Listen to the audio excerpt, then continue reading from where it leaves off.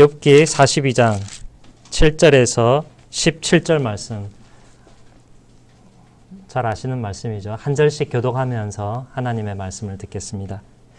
여호와께서 욥에게 이 말씀을 하신 후에 여호와께서 대만 사람 엘리바스에게 이르시되 내가 너와 내 두 친구에게 노하나니 이는 너희가 나를 가리켜 말한 것이 내 종 욥의 말같이 옳지 못함이니라.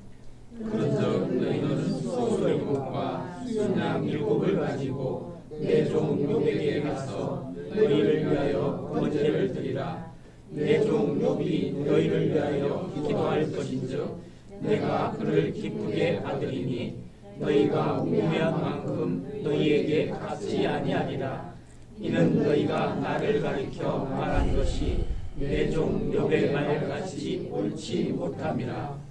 이에 대만 사람 엘리바스와 수아 사람 빌닷과 나아마 사람 소발이 가서 여호와께서 자기들에게 명하신 대로 행하니라.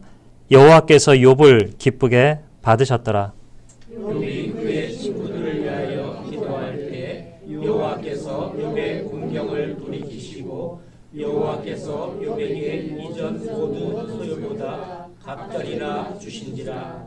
이에 그의 모든 형제와 자매와 이전에 알던 이들이 다 와서 그의 집에서 그와 함께 음식을 먹고 여호와께서 그에게 내리신 모든 재앙에 관하여 그를 위하여 슬퍼하며 위로하고 각각 캐시타 하나씩과 금고리 하나씩을 주었더라.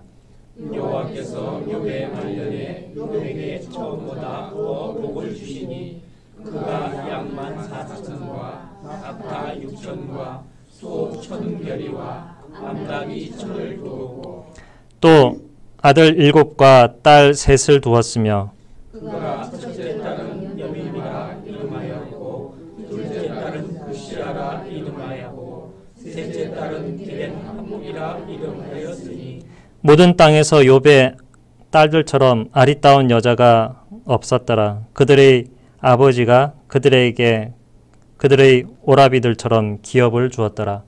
그 후에 욥이 140년을 살며 아들과 손자 4人을 구하고 욥이 늙어 나이가 차서 죽었더라.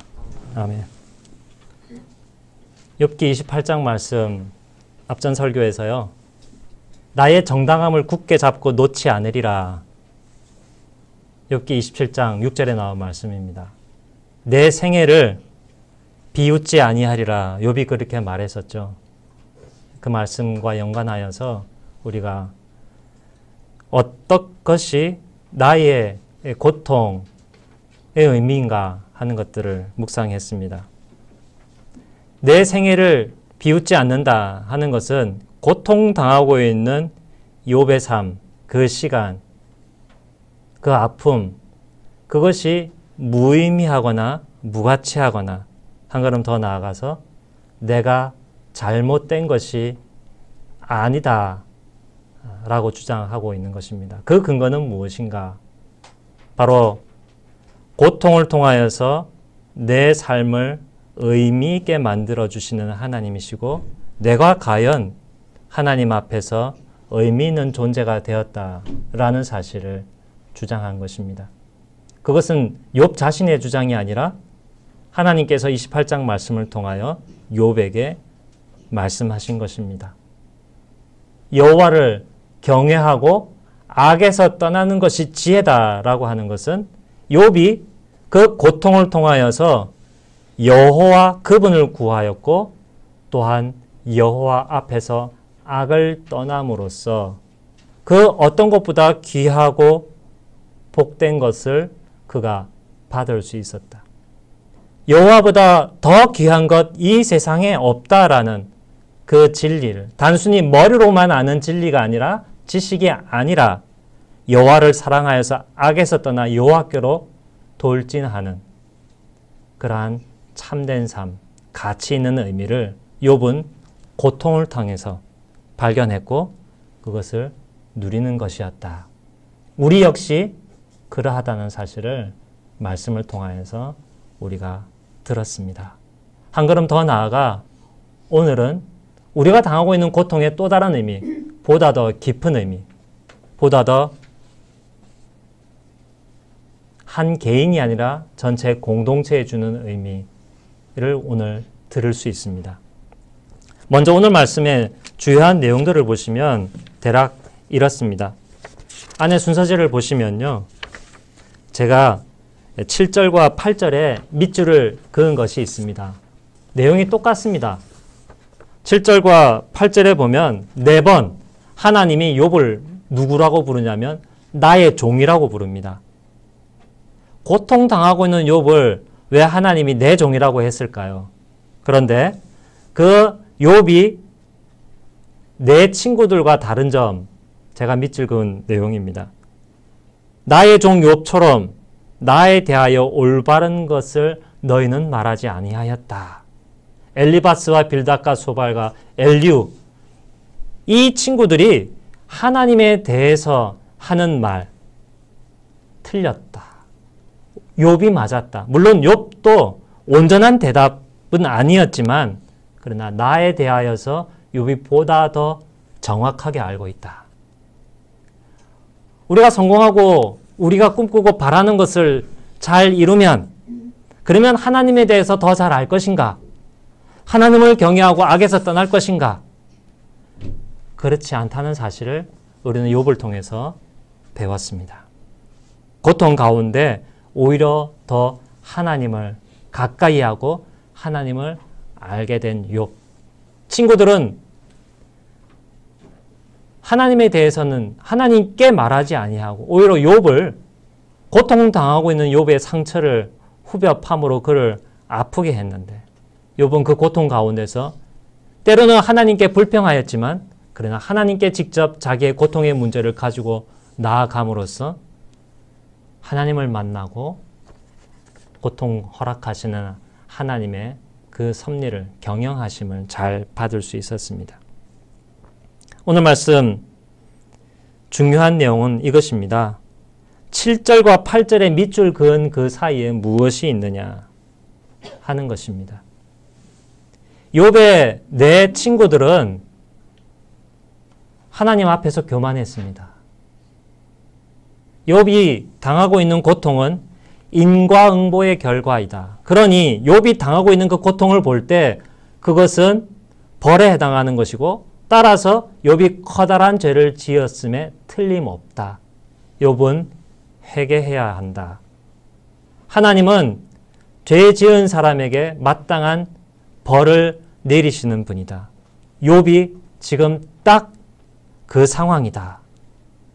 하나님이 욥에게 아니 우리의 인생에게 고통을 허락하시는 내용에 대해서 너무나도 기계적으로 도식적으로 인간의 머리로서만 이해하는 식으로 딱 하나님을 가두어 놓아 버렸습니다. 그렇다면 말을 바꾸면 이 세상에서 잘 사는 사람, 물질적으로, 건강적으로, 관계적으로 모든 것을 두루두루 복되게 많은 사람들로부터 그렇다는 평을 받는 사람은 그럼 과연 하나님 앞에 죄가 없으며 하나님으로부터 그것을 당연히 받을 공로를 쌓은 사람인가? 그런 논리가 되는 것이죠. 욥의 친구들은 욥을 아프게 했습니다. 욥기 1장과 2장을 보시면 욥이 고통당하도록 하나님께 요청하고 욥을 시험하도록 허락해달라고 하는 존재가 나오죠. 누굽니까?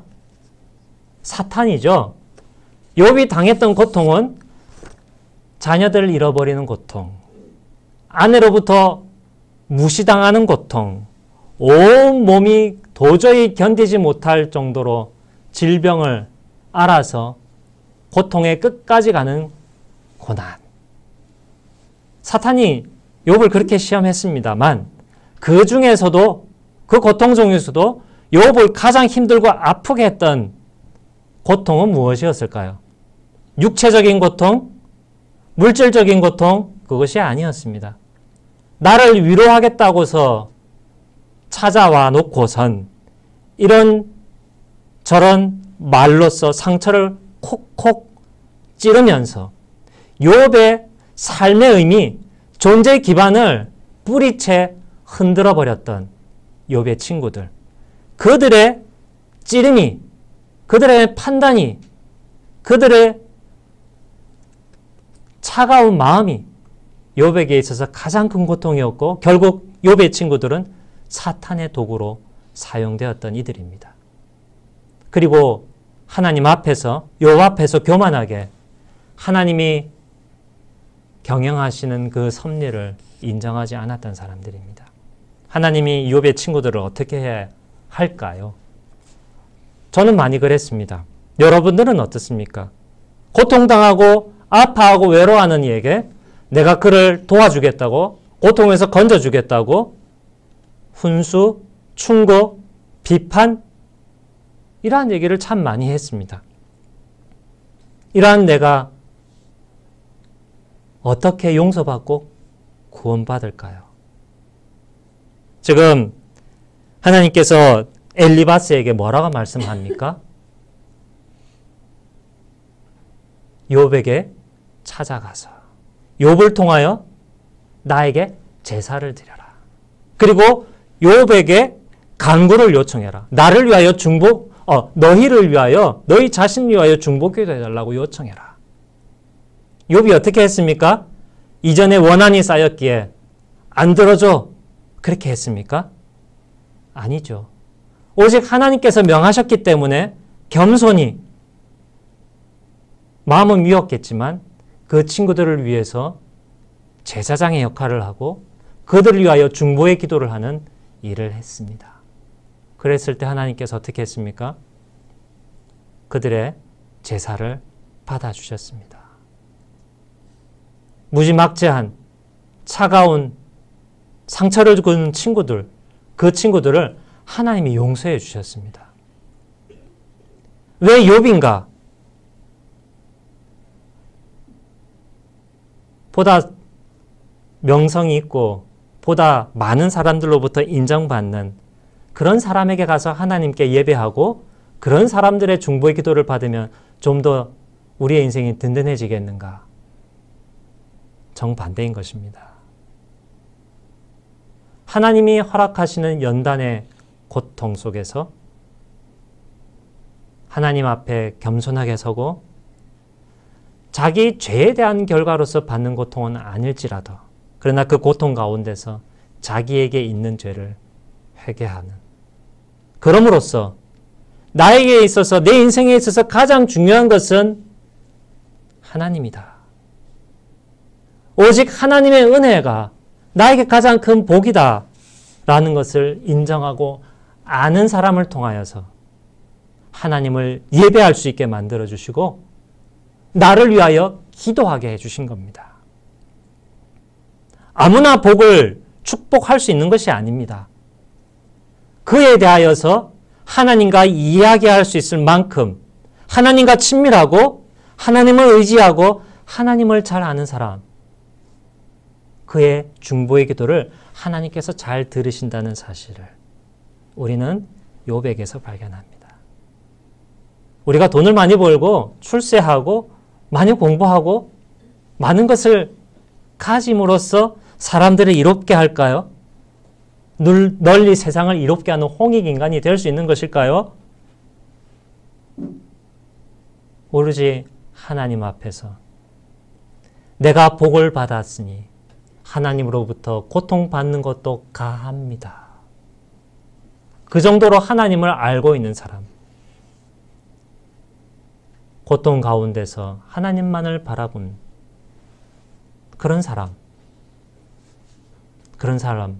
회개하는 사람을 통하여 하나님은 우리 성도들을, 우리 가족을, 우리 이웃들을 받아주시고 용서해 주십니다.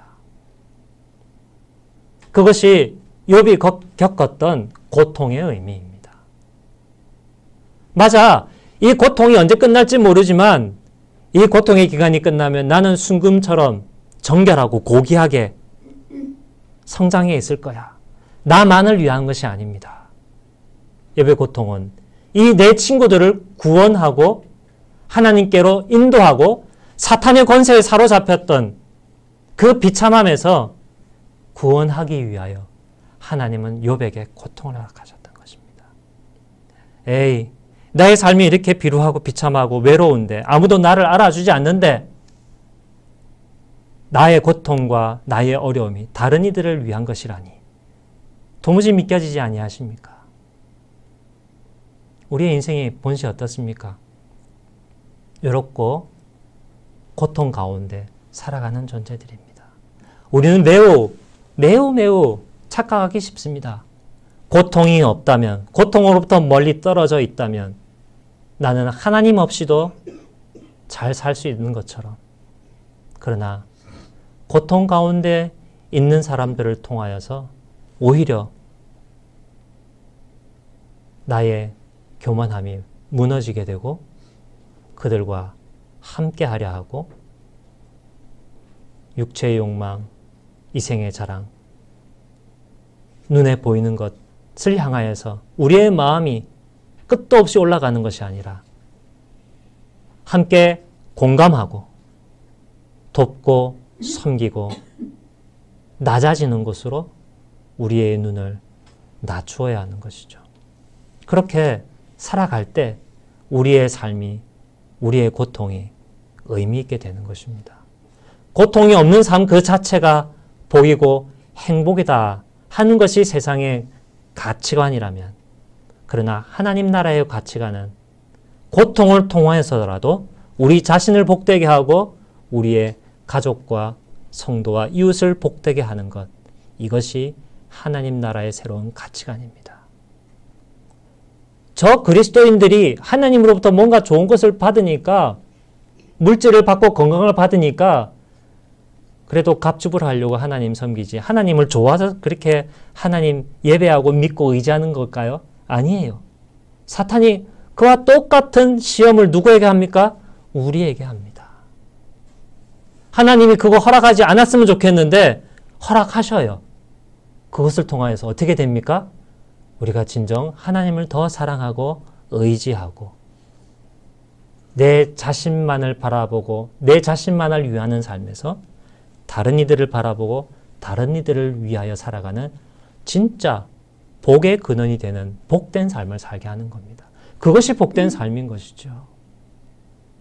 욥의 고통을 통하여서 우리는 또 다른 한 분의 고통을 보게 됩니다. 그는 고통받아야 할 이유는 없었지만 그러나 순종함으로 고통을 견디고 우리를 위하여 구원의 일을 행해 주신 분, 예수 그리스도입니다. 우리는 이 고통의 기간이 언제 끝날지 모릅니다. 그럼에도 불구하고 우리가 욥처럼 우리의 정당함을 놓지 않는 이유가 무엇이겠습니까? 내가 얼만큼 죗값을 치러야 내 삶에서 고통이 사라질까가 아니라 나는 죄 때문에 벌 받고 있는 것이 아니다. 나의 죄에 대한 벌은 예수 그리스도께서 다 받았기 때문에, 그가 애꿎은 고통을 나 때문에 받았기 때문에 내가 당하고 있는 고통은 죄에 대한 벌이 아니요 참된 복을 받기 위하여, 참된 복의 근원이 되기 위하여 참된 복이신 하나님을 더욱더 사랑하고 의지하고 하나님과 교제하고 예수 그리스도와 하나 되게 만드시려는 하나님의 은총이다. 그렇게 믿고 견디며 인내하며 살아갈 수 있도록 예수님이 우리의 주춧돌이 되어주셨습니다. 사랑하는 성도 여러분, 고통은 내가 받는 것입니다. 고통은 내가 겪고 다른 사람을 생명의 길로 인도하십시오. 그것이 우리가 고통 겪는 의미입니다.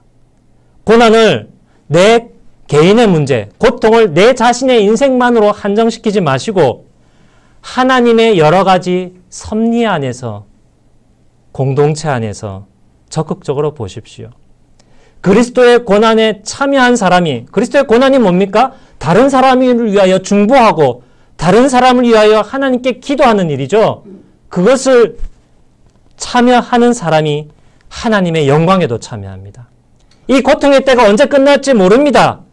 그럼에도 불구하고 예수 그리스도의 고통을 보면서 언젠가는 예수님께서 그리스도를 높이시고 영광으로 채우셨던 것처럼 이 고통을 당하는 지리지리한 삶을 겪는 나에게도 예수 그리스도처럼 하나님이 나를 영광스럽게 해주실 것을 여러분 분명히 믿고 인내하시기를 바랍니다.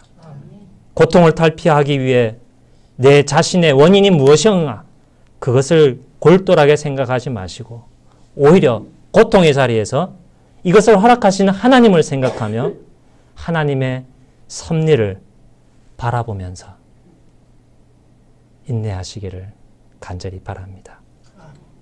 예수 죽음을 몸에 짊어짐은 예수의 생명이 또한 우리 몸에 나타내게 하려 함이라.